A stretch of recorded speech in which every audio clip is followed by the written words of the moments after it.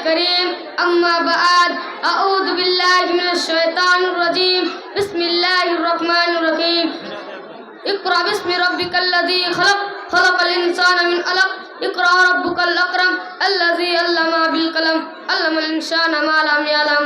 وقال النبي صلى الله عليه وسلم طلب العلم فريضة على كل مسلم. وقال السائل ليس الجمال بأثواب تزيننا ليس الجمال بأثواب تزيننا إن الجمال جمال العلم والأدب. محترم حضرات، حکام صاحبان، مسبق اساتذہ اکرام اور اسلامی بھائیوں اور بہنوں، آج کی اس سالانہ تقابلی و انعامی مسابقہ انجمن میں جس موضوع پر روشنی ڈالنا چاہتا ہوں وہ ہے علم کی اہمیت اور ضرورت. شامعین حضرات، قرآن و حدیث میں علم کو فلاح اور کامیابی کا ذریعہ قرار دیا گیا ہے اور اہل علم کی بہت زیادہ فضیلت بیان کی گئی ہے. علم انسان کو پاستی سے بلندی کی طرف لے جاتا ہے. علم آدمی شخص کو اعلیٰ شخص بناتا ہے، غیر تہذیب یافتہ اقوام کو تہذیب کی دولت سے مالا مال کر دیتا ہے. یہی وجہ ہے کہ معاشرے میں اہل علم افراد کو قدر کی نگاہ سے دیکھا جاتا ہے. علم کی اہمیت کو بڑھاتے ہوئے قرآن شریف میں متعدد مقامات پر ذکر آیا ہے. چنانچہ حضرت ابراہیم علیہ السلام نے جب اللہ تعالیٰ کی حکم سے کعبے کی تعمیر مکمل کی اور وہاں چند لوگ آباد ہو گئے تو دعا فرمائی کہ ربنا وابعث فیہم رسولا منہم یتلو علیہم آیاتک ویعلمہم الکتاب والحکمہ. سورہ بقرہ آیت نمبر 129. ترجمہ: اے ہمارے رب، ان میں انہی میں سے رسول بھیج جس کے پاس تیری قرآن کی آیتیں پڑھے، انہیں کتاب و حکمت کی تعلیم دے، انہیں پاک کرے، یقیناً تو غالب اور حکمت والا ہے. دوسری جگہ اللہ تعالیٰ پکار کے ارشاد فرماتا ہے اقرأ باسم ربک الذی خلق الانسان من علق اقرأ ربک الاکرم الذی علم بالقلم علم الانسان ما لم یعلم. سورہ علق 1 سے 5 تک لوگوں اسلام کی سب سے پہلی تعلیم اور قرآن کی پہلی آیت جو اللہ تعالیٰ نے نبی کریم صلی اللہ علیہ وسلم پر نازل فرمائے اور ان کی متعلق ہے جب نبی کریم صلی اللہ علیہ وسلم غار حرا میں بیٹھے اللہ تعالیٰ کو یاد کر رہے تھے، اسی آسنا میں حضرت جبریل علیہ السلام نے دوبارہ فرمایا اس رب کے نام سے پڑھ جس نے انسانوں کو خون کے لثروں سے پیدا کیا، جو بڑا کرم والا ہے، جس نے قلم کے ذریعے سے علم سکھا جسے وہ نہیں جانتا تھا. اسی طرح ابن معاذ کی حدیث میں موجود نبی کریم صلی اللہ علیہ وسلم نے فرمایا طلب العلم فریضۃ علی کل مسلم. علم کا طلب کرنا ہر مسلمانوں پر فرض ہے، چاہے وہ مرد ہو یا عورت، ہر حال میں علم حاصل کرنا ضروری ہے. کسی شاعر نے کیا یہ خوب کہا ہے تعلیم سے آتی ہے اقوام میں بیداری، تعلیم سے آتی ہے اقوام میں بیداری ہے ان کے پنجوں میں شمشیر جاداری.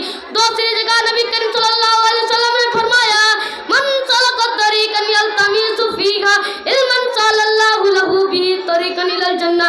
رواہ الترمذی. ترجمہ: جس نے چلا علم سیکھنے کے گرج سے تو اللہ تعالیٰ اس کے لیے جنت جانے کا راستہ آسان کر دیتا ہے. حاضرین مجلس، غور کرنے کی بات ہے، میں آپ کو اصل علم سے نہیں روکتا بلکہ فرض اور ضرورت قرار دیتا ہے. اصل علم سے نہیں روکتا بلکہ دینی تعلیم کے علاوہ اصل تعلیم بھی اپنے اولاد کو دے سکتے ہیں، جیسے کہ اسکولوں، کالجوں، یونیورسٹیوں میں. لیکن سب سے پہلے دینی تعلیم پر دھیان دینا چاہیے تاکہ قول اللہ و قول الرسول کے بارے میں معلوم ہو جائے. کسی شاعر نے کیا ہی خوب کہا ہے مٹانا علم کی خاطر مثل سماجیا ہے، مٹانا علم کی خاطر مثل سماجیا ہے، بغیر اس کو نہیں پہچان سکتے خدا کیا ہے. سامعین اکرام، سیرت کی بہترین کتاب الرحیق المختوم میں مولانا صفی الرحمن مبارک پوری لکھتے ہیں کہ جنگ بدر میں 70 کافروں کو قید کیے گئے تو نبی کریم صلی اللہ علیہ وسلم نے فرمایا ایک آدمی 10 صحابہ کرام کو علم سکھائے تو تم آزاد ہو. اوپر کی حدیث میں یہ معلوم ہوا کہ اسلام اصل علم سے نہیں روکتا بلکہ فرض اور ضرورت قرار دیتا ہے. سب سے قبل دین تعلیم کے لیے حاصل کرنے کو، جیسے کہ بخاری شریف میں موجود رسول اللہ صلی اللہ علیہ وسلم نے فرمایا خیرکم من تعلم القرآن وعلمہ. جو شخص قرآن سیکھے اور سکھلائے وہ سب سے بہترین انسان ہے. پتہ چلا کہ بہترین اور اعلیٰ خدا سیر بننے کے لیے تعلیم کی ضرورت ہے. دوستو مجھے بتاؤ تو صحیح، جس کے اندر علم نہیں وہ حیوان ہے، جس کے اندر علم نہیں وہ جانور ہے، جس کے اندر علم نہیں وہ ناکام ہے، جس کے اندر علم نہیں وہ بیکار ہے، جس کے اندر علم نہیں وہ جاہل ہے، جس کے اندر علم نہیں وہ کانا و اندھا ہے. محترم سامعین و سامعات، ہماری باتوں کی طرف دھیان دیں.